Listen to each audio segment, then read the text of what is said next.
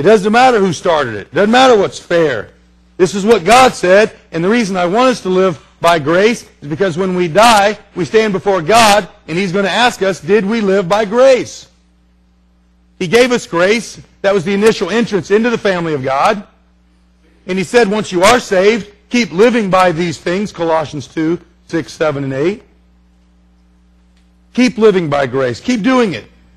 And then I asked lastly, what is the contribution to my conflict? What is my contribution? What did I do? Could I have done something different? Maybe I wasn't the major player. Maybe I wasn't the major problem. But could I have said something different? Maybe what I need to say is, honey, I shouldn't have been short with you when you came home upset. Look at yourself and get that log out of your eye so that you can see clearly, so you can understand really what happened. And then lastly, as I'm summarizing this, lastly from conflict, when, why, and how do I confront? Really the word, I don't like the word confront, but I'm going to use it. When do I confront in conflict? And I would say to you, when you confront, never be confrontational. Now I know that seems to contradict itself, but I think you can confront somebody without being confrontational. Let me read what Jesus said in Matthew 18:15. If your brother sins against you, go and tell him his fault, just between you and him alone. One of the problems we have in confrontation is other people know about your anger before the one you're mad at. And that is a sin. Amen? You can say amen on Valentine's Day. We can. We don't go to God first. Things that drive me crazy about me and you. You're going to drive me, you've already driven me crazy. I just don't always tell you. But things that drive me crazy about me and you is that we bellyache and moan and do this. We haven't even prayed about it. We haven't even talked to God about it. We haven't even asked God, what does your word say about it? What we do is we bellyache, moan, and we talk to everybody else except the one who's offended us, and we've already messed up twice. We didn't talk to God, and we didn't talk to our spouse or the person we're mad at. And we wonder why it's not getting better, and we're mad at everybody else when we're the ones that are making it worse. You're going to be confrontational. If you're going to confront, don't be confrontational. And the whole goal in conflict is keep the audience as small as you possibly can. Don't tell a bunch of people. You know who we find to tell people? We tell people that are going to agree with us. They'll agree with us on anything. Well, I would have stuck a fork in his leg too if he did that to me. What? I don't blame you. That's the third problem, getting very bad counsel. Your brother sins against you, go and tell him his fault between you and him alone. If he hears you, you've gained your brother. You've won your brother. One of the problems in conflict resolution is that some of you do not want to resolve conflict. You want to vent. You just want to spew forth poisonous thoughts. You're hurt, and you want those hurtful words out, and you want to hurt the one that hurt you. And that is what, Bubba? Sin. That's sin. If your goal is not to win your brother, win is one translation, to gain them back. If your goal is not reconciliation and restoration, then you cannot confront the issue. You can't do it until you're ready to reconcile. And I think it's a fair question to say to people, why are you saying this to me? I miss the intimacy between you and I. There's something missing. There's something broken. I want that back. I don't want to waste our days being angry. Days are short. Every day's a gift. I've said this to men. I've been in meetings where I couldn't believe what was said. And I remember one time, one little word I said in a leadership meeting in Alaska. A dear friend of mine still.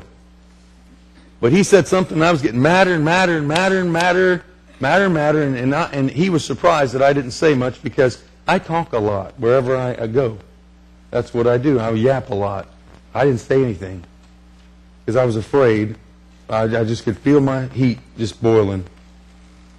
And finally he said, Pastor John, you haven't said anything. What do you think? I said, that's ridiculous. and it just devastated him. Devastated. He had bad ideas after bad ideas, in my opinion.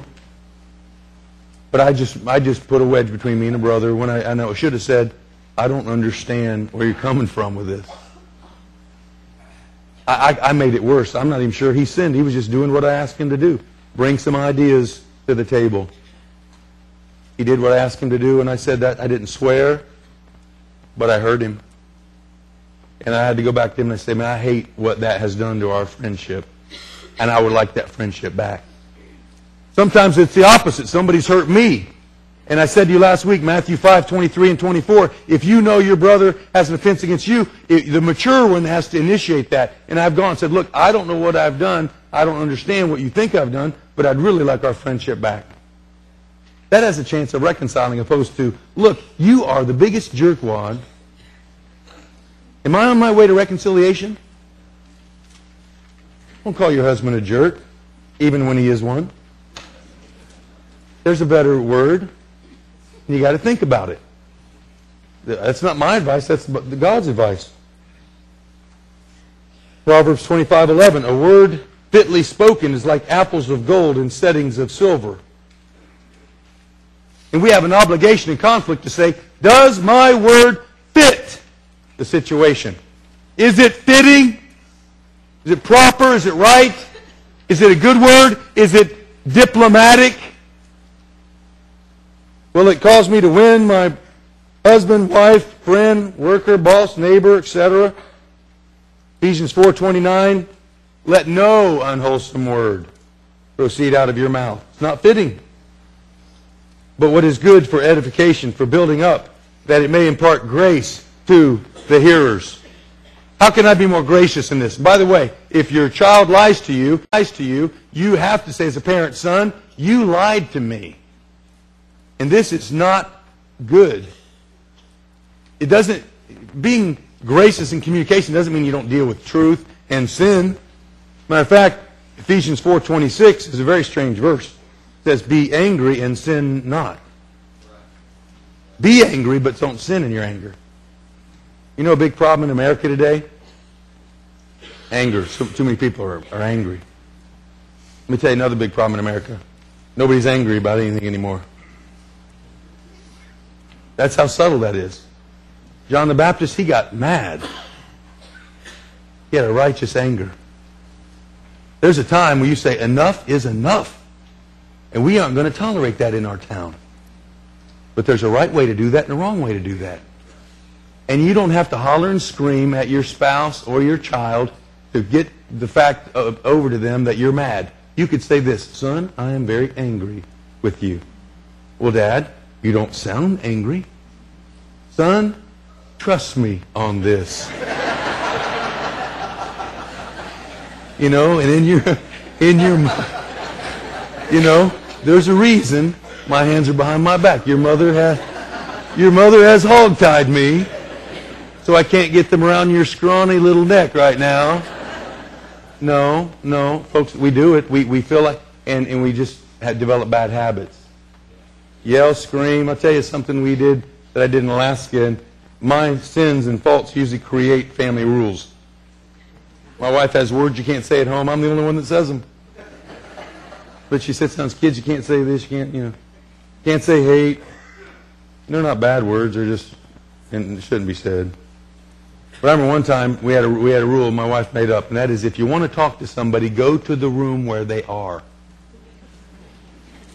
I inspired this rule. Zap! Get on here!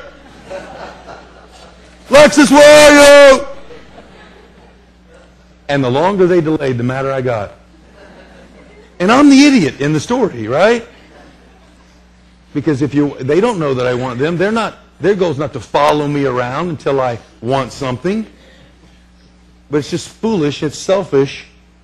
And Alexa said, I think we should have a rule, a family rule, that if we want to talk to anybody, we should go to where they are. I'm like, that is brilliant. Where? She's been hanging out with me, and I'm giving her great ideas.